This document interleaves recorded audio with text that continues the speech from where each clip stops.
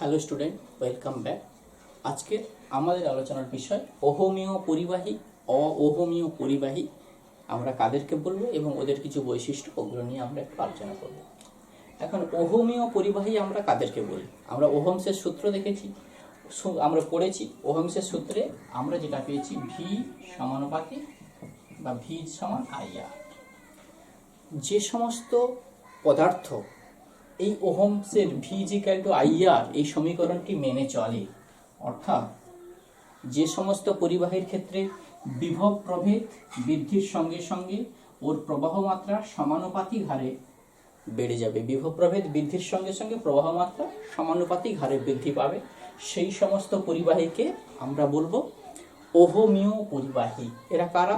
এরা সাধারণত ধাতু হয়, সোনা, রূপা, পারদ, কপার, এগুলো হচ্ছে আমাদের অহমীয় পরিবাহী। এই পরিবাহীগুলিতে যদি ও দু প্রান্তের বিভব প্রভেদ আমরা বৃদ্ধি করতে থাকি, তাহলে আমরা দেখব ওদের মধ্য দিয়ে যে প্রবাহ মাত্রা, সেই প্রবাহ মাত্রাটি বাড়ছে। সেই জন্য এই পরিবাহীগুলোকে বলছি আমরা অহমীয় পরিবাহী। আর যে সমস্ত পরিবাহীগুলোর ক্ষেত্রে দুই প্রান্তের বিভব প্রভেদ বৃদ্ধি করলে প্রবাহ মাত্রা বাড়ে না, সেই পরিবাহীগুলোকে বলবো আমরা অহমীয় পরিবাহী। তারা কারা? তারা ইনসুলেটর বা অন্তরক। আমরা দেখেছি পরিবাহীর রোধ, তার উপাদান, ওই পরিবাহীর উপাদান পরিবাহীর দৈর্ঘ্য এবং প্রস্থের উপর নির্ভর করে। এটা আমরা আমাদের আগের ভিডিওতে দেখেছি। আজকের আমরা দেখব যে পরিবাহীর রোধ আরও কতগুলি বিষয়ের উপর নির্ভর করে। সেগুলি কি? সেগুলি হচ্ছে আমাদের 1 নম্বর হচ্ছে আলো, 2 নম্বর হচ্ছে আলো, 2 নম্বর হচ্ছে চৌম্বক ক্ষেত্র বা ম্যাগনেটিক ফিল্ড, আর 3 নম্বর হচ্ছে উষ্ণতা। আমরা এই 3টি বিষয় নিয়ে আজকে কিছু কিছু পরিবাহী আছে, যে সমস্ত পরিবাহীর উপরে আলো ফেললে ওই পরিবাহী রোধের পরিবর্তন হয়, অর্থাৎ আলোকের ওপর পরিবাহীর রোধ নির্ভর করে। যেমন সেলেনিয়াম ধাতুর উপর যদি আমরা আলো ফেলি, তাহলে আমরা দেখব সেলেনিয়াম ধাতুর রোধ উল্লেখযোগ্যভাবে পরিবর্তিত হচ্ছে। সেলেনিয়াম ধাতুর ক্ষেত্রে আমরা দেখব, সেলেনিয়াম ধাতু যদি আমরা, তাহলে 1 নম্বরে আমরা কি দেখলাম? সেলেনিয়াম হচ্ছে সেই ধরনের ধাতু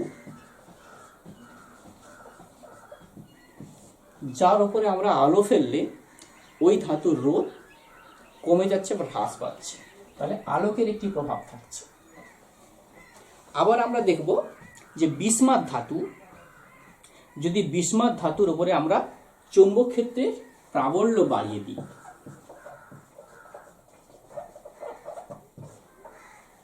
বিসমাথ ধাতুর উপরে যদি আমরা চৌম্বক ক্ষেত্রের প্রভাব বা চৌম্বক ক্ষেত্রের প্রাবল্য যদি আমরা বাড়াই, তাহলে আমরা দেখব যে ওই ধাতুর রোধ বৃদ্ধি পাচ্ছে এটি। এবং আমরা দেখব কিছু কিছু ধাতু আছে, প্রায় সব ধাতুগুলোর ক্ষেত্রে যদি আমরা উষ্ণতা বৃদ্ধি করি, তাহলে সেই ধাতুগুলোর রোধ আস্তে আস্তে করে বাড়তে থাকে। এবং অর্ধপরিবাহীর ক্ষেত্রে আমরা এখানে 3টি লেখ এঁকে দেখাব: পরিবাহী, অর্ধপরিবাহী এবং অতি পরিবাহী। আমরা দেখব উষ্ণতার প্রভাব যদি আমরা দেখি, আমরা দেখব পরিবাহীর ক্ষেত্রে যদি আমরা উষ্ণতা বাড়তে থাকি, ওই পরিবাহী রোধাঙ্ক কিন্তু আস্তে আস্তে করে বাড়তে থাকে। রোধাঙ্ক আমরা রো দ্বারা বুঝিয়েছি। তাহলে যদি আমরা পরিবাহীর উষ্ণতা বাড়তে থাকি, তাহলে আমরা দেখব পরিবাহীর রোধ বাড়তে থাকে। অর্ধপরিবাহীর ক্ষেত্রে আমরা কি দেখব? আমরা দেখব অর্ধপরিবাহীর ক্ষেত্রে যদি আমরা উষ্ণতা বৃদ্ধি করি, তাহলে অর্ধপরিবাহীর রোধ কিন্তু আস্তে আস্তে করে হ্রাস পাবে।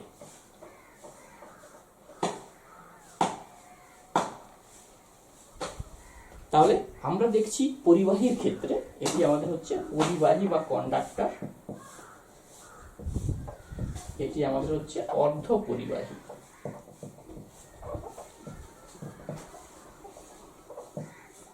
অর্ধপরিবাহী। এবারে আমরা আসবো সেটি হচ্ছে আমাদের অতি পরিবাহী। অতি পরিবাহী বা সুপার কন্ডাক্টর আমরা কাদেরকে বলি? সুপার কন্ডাক্টর হচ্ছে কিছু কিছু পদার্থ আছে যে পদার্থগুলোকে নির্দিষ্ট উষ্ণতা নিচে ওদের রোধ হঠাৎ করে খুব কমে যায়, সেই পরিবাহীগুলোকে বলি আমরা অতি পরিবাহী। যেমন আমরা যদি অতি পরিবাহীর ওর উষ্ণতা এটিকে আমরা ডিগ্রি কেলভিনে দেখব, কেলভিনে দেখব, অর্থাৎ এটিকে আমরা টি দিয়ে বোঝাবো পরম। তাহলে আমরা দেখব যে ওই পরিবাহী রোধ, অর্থাৎ আমরা দেখব এদিকে যদি আমরা রোধাঙ্ককে দিই, তাহলে আমরা এখানে কি দেখছি, আমরা এখানে দেখছি যে একটা নির্দিষ্ট উষ্ণতার নিচে ওই পরিবাহীর রোধ উল্লেখযোগ্যভাবে কমে যাচ্ছে, এটাকে বলছি আমরা অতি পরিবাহী বা সুপার কন্ডাক্টর।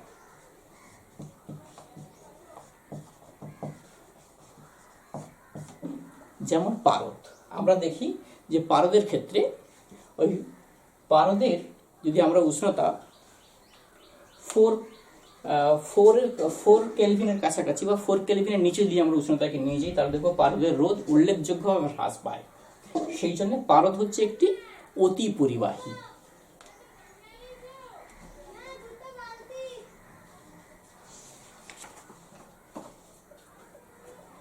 এখন আমরা যেটা দেখব এর পরের যে অংশে, আমরা দেখব যে পরিবাহীর উষ্ণতা বৃদ্ধিতে ওর রোধের যে পরিবর্তন হয়, সেই পরিবর্তনের একটি সমীকরণ আমরা জানবো।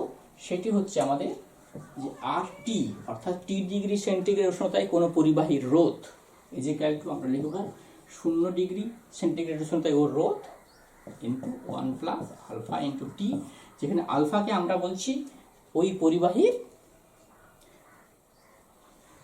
উষ্ণতা গুণাঙ্ক, রোধের উষ্ণতা গুণাঙ্ক বলছি। আলফাকে বলছি আমরা রোধের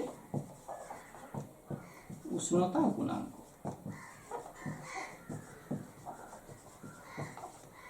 রোধের উষ্ণতা গুণাঙ্ক আলফাকে বলছি।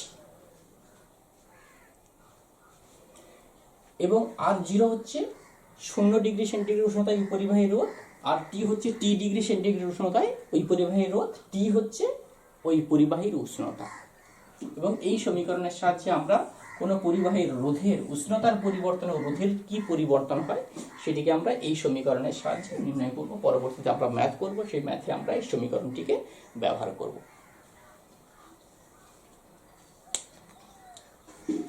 এখন আমরা যেটি দেখব সেটি হচ্ছে পরিবাহীর রোধ, পরিবাহীতে উৎপন্ন তাপ কোন কোন বিষয়ের উপর নির্ভর করে সেটি আমরা দেখব। পরিবাহীতে উৎপন্ন তাপ সংক্রান্ত জুলের সূত্র। আমরা পরিবাহীতে একটি পরিবাহীর মধ্যে দিয়ে যখন প্রবাহ মাত্রা যায় তখন পরিবাহীতে তাপ উৎপন্ন হয়। সেই তাপ কোন কোন বিষয়ের উপর নির্ভর করবে? উৎপন্ন তাপ 3টি বিষয়ের উপর নির্ভর করে। 1 নম্বর হচ্ছে পরিবাহীর প্রবাহ মাত্রা,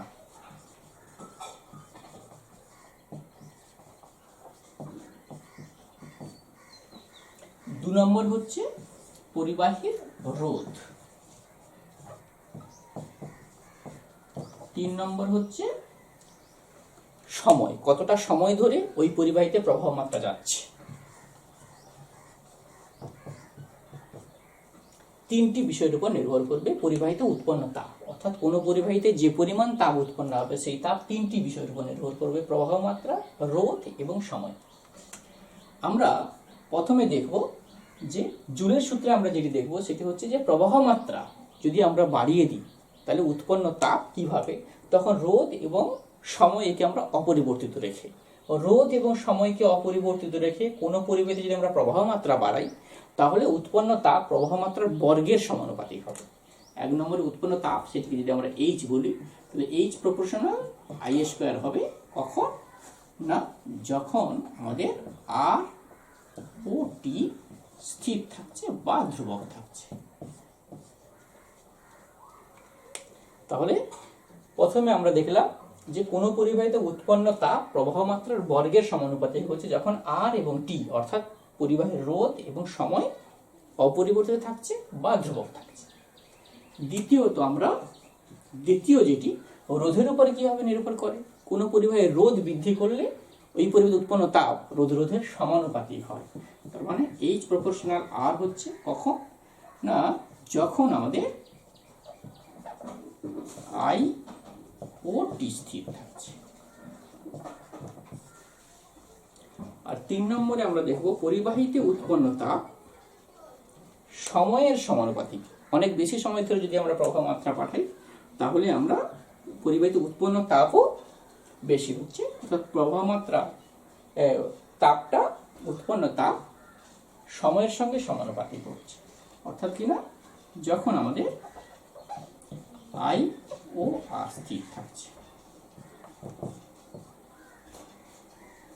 তাহলে এই 3টি সমীকরণ থেকে আমরা বুঝলাম যে পরিবাহিত উৎপন্ন তাপ 3টি বিষয়ের উপর নির্ভর করছে। একটি প্রবাহ মাত্রার বর্গের সমানুপাতিক হচ্ছে, রোধের সমানুপাতিক হচ্ছে এবং সময়ের সমানুপাতিক হচ্ছে। 3টিকে যদি আমরা একসঙ্গে লিখি তাহলে আমরা কি পাচ্ছি? এইচ সমানুপাতিক আই স্কোয়ার আর টি, বা যেখান থেকে আমরা পাচ্ছি যে H is equal to some constant, এটাকে আমরা একটা ধ্রুবক নিই, সেই ধ্রুবক আমরা লিখছি 1/j লিখছি আই স্কোয়ার আর টি। এটি হচ্ছে আমাদের জুলের সূত্রের গাণিতিক রূপ, এটিকে বলছি আমরা জুলের সূত্র।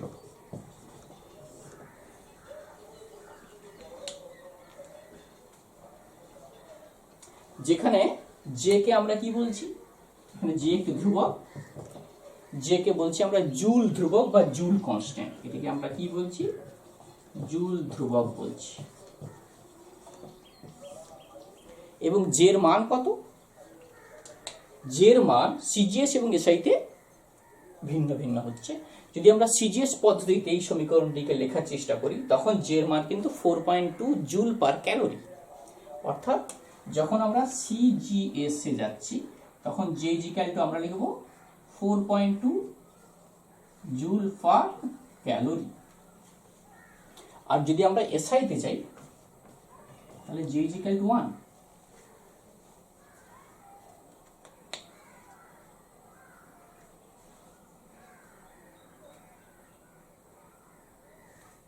তাহলে এই সূত্রটিকে আমরা দুই ভাবে লিখতে পারি, একটি হচ্ছে আমাদের সিজিএস পদ্ধতিতে এবং একটি হচ্ছে আমাদের এসআই পদ্ধতিতে। তাহলে উৎপন্ন তাপের যে সমীকরণ আমাদের আসছে সেই সমীকরণ যদি আমরা সিজিএস এই সমীকরণটাকে করি বা আমাদের ম্যাথ করার সময় এটি খুবই গুরুত্বপূর্ণ, সেটি হচ্ছে যে H is equal to I square R T by 4.2। এই সমীকরণটি আমরা লিখব। তখন যদি এটা সিজিএস এ বলছি তাই এটাকে আমরা বলছি ক্যালোরি, এটি সিজিএস এ। এবং এসআইতে যদি আমরা এই সমীকরণটি লেখার চেষ্টা করি তাহলে এই সমীকরণটি কি হবে? এইচ ইজ ইকুয়াল টু আমাদের আসবে আই স্কোয়ার আর টি, তখন এটা জুল। এই ক্ষেত্রটি আমাদেরকে মনে রাখতে হবে। যখন আমরা সিজিএস পদ্ধতিতে করতে যাচ্ছি তখন মানটি হচ্ছে I square R T by 4.2 calorie, এবং যখন আমরা এটিকে এসআইতে করব তখন এই সমীকরণটি হবে I square R T joule.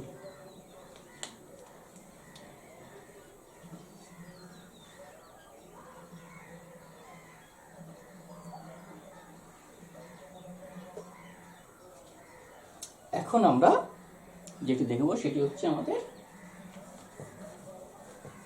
পরের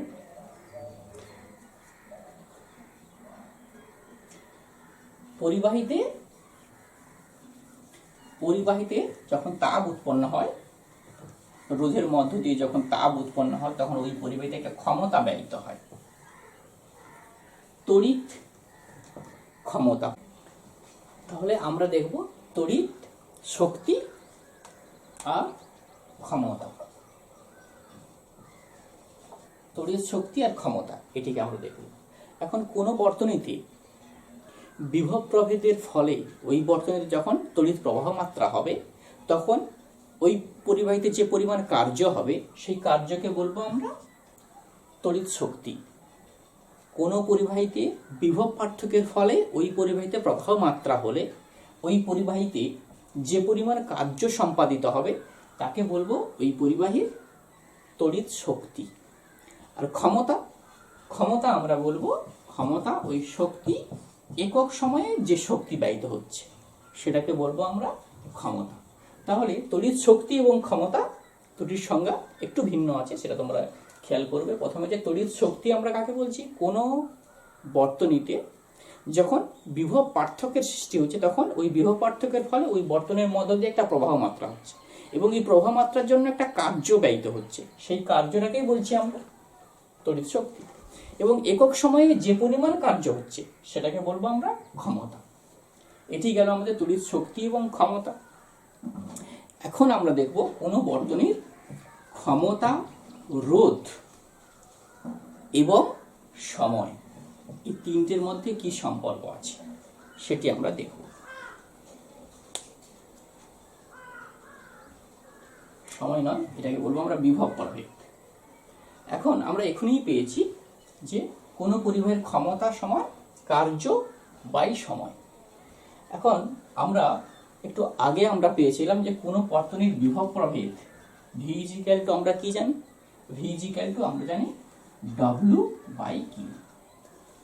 তাহলে ওই বর্তনীর কার্য ডব্লিউ ইজ ইকুয়াল টু আমরা কি পেয়েছি, ভি কিউ পেয়েছি।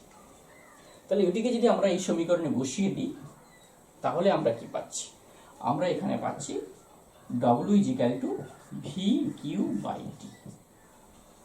এখন আমরা প্রবাহ মাত্রা আই ইজ ইকুয়াল টু কি জানি, আধান বাই সময় জানি। প্রবাহ মাত্রা সমান আমরা কি জানি, আধান বাই সময়। তাহলে আধান সমান কি, আই ইন্টু টি।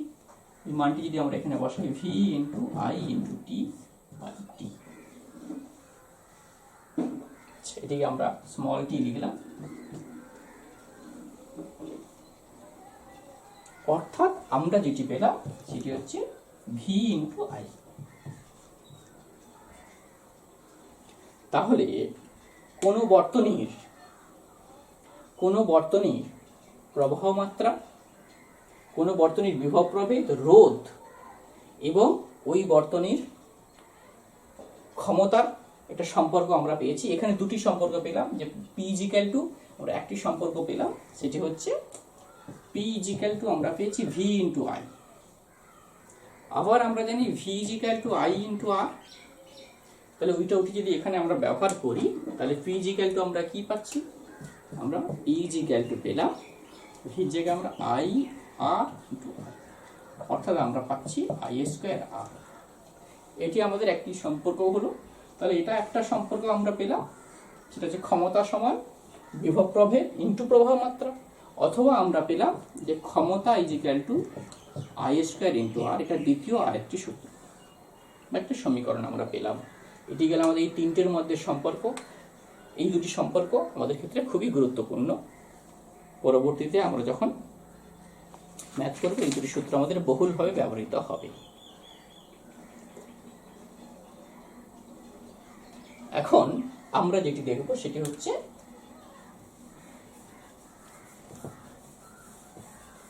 ওয়াট। আমরা কাকে বলবো, ক্ষমতার যে একক, সেই ক্ষমতার এককে তো আমরা ওয়াট বলি।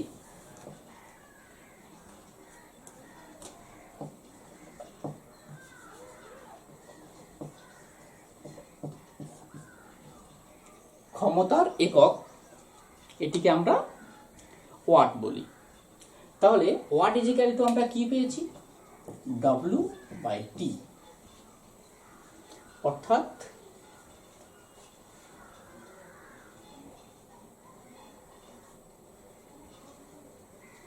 আমরা পাবো জুল পার সেকেন্ড। অর্থাৎ এক সেকেন্ডে যদি 1 জুল পরিমাণ কার্য হয়, 1 সেকেন্ডে যদি 1 জুল পরিমাণ কার্য হয় তখন সেটিকে বলবো আমরা 1 ওয়াট। এটি গেল আমাদের ওয়াটের একটা সংজ্ঞা, যে ওয়াট আমরা বলছি 1 সেকেন্ডে যদি 1 ওয়াট কার্য হয়। অথবা এটিকে আমরা বলবো যে 1 ভোল্ট বিভব পার্থক্যে 1 অ্যাম্পিয়ার তড়িৎ প্রবাহ কোনো বৈদ্যুতিক যন্ত্রে প্রবাহিত হলে যন্ত্রটির ক্ষমতাকে আমরা 1 ওয়াট বলবো। কি বললাম, আমরা আরেকটি সমীকরণ পেয়েছিলাম P is equal to V into I. অর্থাৎ আমরা আরেকটি সংজ্ঞা বলতে পারি, একটি হচ্ছে ওয়াটের, আরেকটি সংজ্ঞা হলো আমাদের সেটি কি, সেটা হচ্ছে যে 1 সেকেন্ডে যদি 1 জুল পরিমাণ কার্য সম্পাদিত হয় তাহলে সেটিকে আমরা ওয়াট বলবো। অথবা আমরা বলবো যে 1 ভোল্ট বিভব পার্থক্যে যদি 1 অ্যাম্পিয়ার তড়িৎ প্রবাহ মাত্রা হয় তাহলেও তাকে আমরা ওয়াট বলবো। তাহলে ওয়াটের আমরা দুটো সমীকরণ পেলাম, একটি এখান থেকে বা সংজ্ঞা পেলাম, একটা এখান থেকে একটা এখান থেকে। একটাতে আমরা বললাম যে যদি 1 সেকেন্ডে 1 জুল পরিমাণ কার্য সম্পাদিত হয় তাহলেও তাকে আমরা ওয়াট বলবো। অথবা আমরা বলবো যে 1 ভোল্ট বিভব পার্থক্যে যদি 1 অ্যাম্পিয়ার তড়িৎ চালনা হয় বা 1 অ্যাম্পিয়ার তড়িৎ চলে সেই ক্ষেত্রেও আমরা সেটিকে বলবো 1 ওয়াট। এবারে আমরা আসবো ওয়াট ঘন্টা।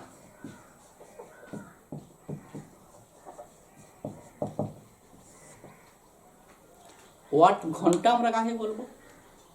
অর্থাৎ কোনো যন্ত্র যদি 1 ঘন্টা ধরে চলে, 1 ওয়াট ক্ষমতা সম্পন্ন কোনো যন্ত্র যদি 1 ঘন্টা ধরে চলে তখন সেটাকে বলবো আমরা ওয়াট ঘন্টা।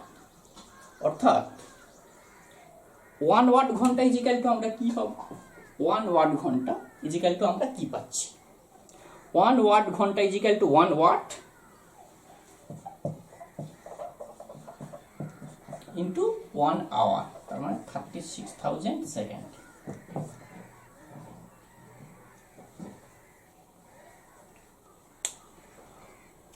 তার মানে আমরা যেটি পাচ্ছি watt into second equal to আমরা কি পাচ্ছি? Watt into second equal to আমরা পাচ্ছি জুল, তার মানে আমরা পাচ্ছি 3600 জুল।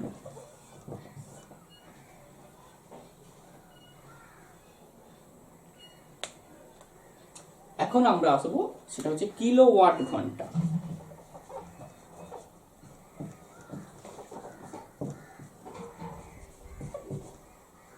কিলোওয়াট ঘন্টা আমরা কাকে বলবো?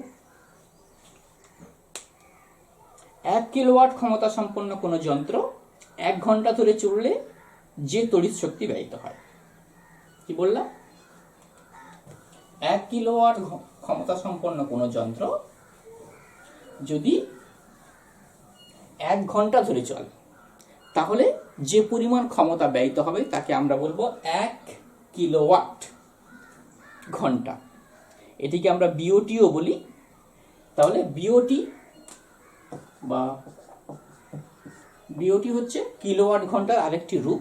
বিওটি বা বোর্ড অফ ট্রেড ইউনিট বলি, এটাকে আমরা কিলোওয়াট ঘন্টাও বলে থাকি।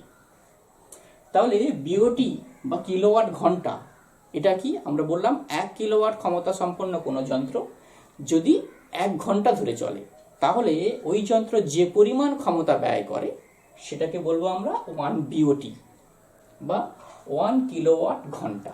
এখন এই রাশিমালাটি আমরা নির্ণয় করে দেখবো এটি কি হচ্ছে। তাহলে এখানে আমরা পাচ্ছি ওয়াট ইন্টু ঘন্টা বাই 1000, যেহেতু আমাদের কিলোওয়াট আছে, 1 কিলোওয়াট ক্ষমতা সম্পন্ন কোনো যন্ত্র আমরা বলেছি, তাহলে ওয়াটকে আমরা 1000 দিয়ে ভাগ করার সঙ্গে সঙ্গে এটা 1 কিলোওয়াট হয়েছে এবং সেটা 1 ঘন্টা ধরে চলেছে, তাহলে আমরা ঘন্টা ওখানে গুণ করেছি, সেই জন্য এখানে 1000 দিয়ে ভাগ করা হয়েছে। এটা তোমরা মনে রাখবে, কারণ আমাদের সঙ্গেই বলেছি 1 কিলোওয়াট ক্ষমতা সম্পন্ন কোনো যন্ত্র, তার মানে ওয়াটকে আমরা 1000 দিয়ে ভাগ করলে তবেই ওটা 1 কিলোওয়াট হবে।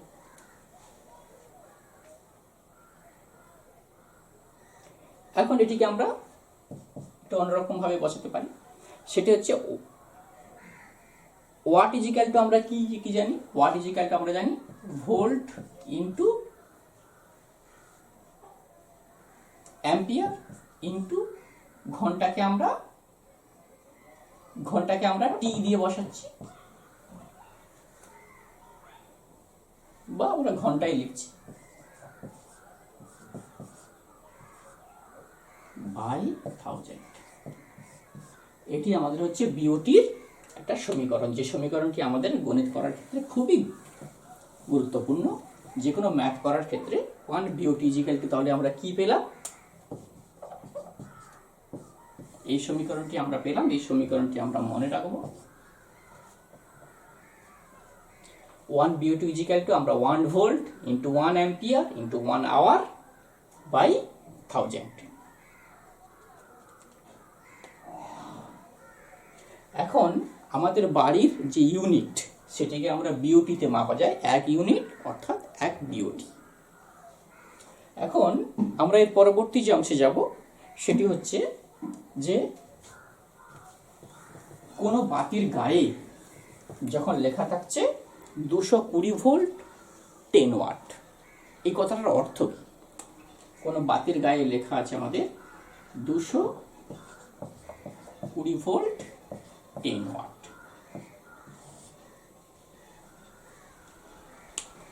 তাহলে আমরা 220 ভোল্ট, এটির কথার অর্থ হচ্ছে ওই বাতিটিকে সর্বোচ্চ 220 ভোল্ট লাইনের সঙ্গে যুক্ত করা যাবে। এর থেকে বেশি বিভবযুক্ত কোনো লাইনে যদি আমরা যুক্ত করি তাহলে বাতিটি নষ্ট হবে। এবং 220 ভোল্ট লাইনে যদি আমরা যুক্ত করি তাহলে এটি সর্বোচ্চ উজ্জ্বলতায় জ্বলবে। এবং 10 ওয়াট কথাটির অর্থ হচ্ছে ও প্রতি সেকেন্ডে 10 ওয়াট ক্ষমতা ব্যয় করবে। তাহলে আমরা এখানে যেটা দেখব সেটি হচ্ছে যে ওই বাতির রোধ কত। রোধ যদি আমরা বের করতে চাই, আমরা এখানে পেয়েছি P = I² × R। V আমরা কি জানি? I × R। তাহলে যদি এখানে আমরা বসিয়ে দিই তাহলে আমরা কি পাচ্ছি? P = V² / R। তাহলে ওই বাতির রোধ যদি আমাদেরকে বের করতে হয়, R = আমরা কি পাচ্ছি? V² / P পাচ্ছি। তাহলে এই বাতিটির রোধ যে 220 ভোল্ট 10 ওয়াট, এই বাতির রোধ কত? তাহলে এই বাতির রোধ R = আমরা পাবো 220² ক্ষমতা কত? 10। এটি হচ্ছে ওই বাতির রোধ। এখান থেকে আমরা ওই বাতিটার রোধও নির্ণয় করতে পারবো। তাহলে 220 ভোল্ট 10 ওয়াট কথাটার অর্থ হচ্ছে এটি। এখন আমরা একটা খুব সহজ এক্সাম্পলের সাহায্যে এই যে বিওটি পেয়েছি এটিকে আমরা একটা বোঝার চেষ্টা করব। মনে করো আমাদের বাড়িতে 5টি বাল্ব প্রতিদিন 5 ঘন্টা করে জ্বালানো হয়। আমাদের 5টি বাল্ব আছে এবং প্রতিটি হচ্ছে 10 ওয়াটের বাল্ব। 5টি 10 ওয়াটের বাল্ব থাকে, সেই বাল্বগুলো প্রতিদিন 5 ঘন্টা করে জ্বালানো হয়।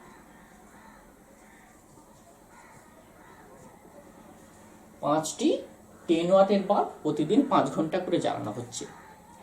এইভাবে চলতে থাকলে 30 দিন পর আমাদের বাড়ির ইউনিট কত হবে, বা আমরা প্রতি ইউনিটের দাম যদি 5 টাকা করে হয় তাহলে আমাদের কত টাকার বিল আমাদের বাড়িতে আসবে সেটি আমরা ক্যালকুলেশন করার চেষ্টা করব, বাস দেখবো যে কত আসে।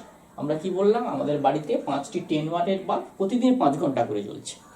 তাহলে এইভাবে চলতে থাকলে 30 দিন পর যদি 5 টাকা ইউনিট হিসাবে খরচ হয় তাহলে 30 দিন পর কত আমাদের ইউনিট হচ্ছে বা কত বিল আসবে সেটা আমরা ক্যালকুলেশন করার চেষ্টা করব। প্রথমে দেখো বিওটি = ওয়াট × ঘন্টা / 1000। এখন আমাদের মোট ঘন্টা কত? আমাদের মোট ঘন্টা হচ্ছে যেখানে 5 ঘন্টা করে 30 দিন, তার মানে মোট ঘন্টা আমাদের হয়েছে এখানে মোট ঘন্টা আমরা যেটা পাচ্ছি সেটা হচ্ছে 30 × 5 = 150 আওয়ার। আমাদের মোট ব্যয়িত ঘন্টা 150 ঘন্টা। এখন আমাদের একটি বাল্বের জন্য 10 ওয়াট করে, তাহলে আমরা এখানে একটি বাল্বের জন্য ক্যালকুলেশন করে সেটিকে 5 দিয়ে গুণ করতে পারি, বা 5 × আমরা ওয়াট বসাতে পারি। 5 যেহেতু এখানে 5টি বাল্ব আছে, 5 × ওয়াট কত? 10 ওয়াট ইন্টু আমাদের ঘন্টা কত? 150 ঘন্টা আমরা বসিয়ে দিচ্ছি। যেহেতু আমাদের 5টি বাল্ব সেই জন্য আমরা ওয়াট × 5 এটি আমরা গুণ করলাম, বা এটাকে কিলোওয়াট করার জন্য আমরা কি করলাম? 1000 দিয়ে ভাগ করে দিলাম। তাহলে এই সমীকরণ থেকে আমরা যেটা পাবো যে আমাদের মোট কত ইউনিট খরচ হয়েছে সেই ইউনিটটি আমরা এখান থেকে পেয়ে যাব। তাহলে আমরা পাচ্ছি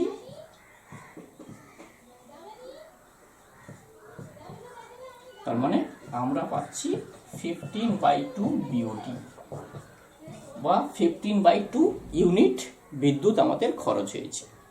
এখন প্রতি ইউনিটের মূল্য যদি 5 টাকা করে হয় তাহলে আমাদের মাসিক বিল কত সেটা আমরা দেখব। যে আমাদের প্রতি ইউনিটের দাম যদি আমাদের হয় তাহলে